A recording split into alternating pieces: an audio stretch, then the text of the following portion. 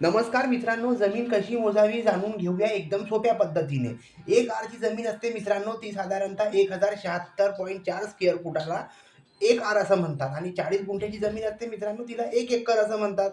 40 गुंठे जमीनला 1 एकर आणि 1089 चौरस फूट म्हटलं म्हणजे 1 गुंठा. 1089 चौरस फूट म्हणजे 1 गुंठा. त्यानुसार 4047 चौरस मीटर म्हणजे 1 एकर जमीन. त्यानुसार 2.47 एकरलाच 1 हेक्टर असं म्हणतात. 10,000 चौरस मीटर म्हटलं म्हणजे मित्रांनो 1 हेक्टर आणि 10.76 चौरस फूट म्हणजे मित्रांनो 1 चौरस मीटर आणि 100 आर म्हणजे किती? तर 100 आर म्हटलं म्हणजे मित्रांनो 1 हेक्टर जमीन होय.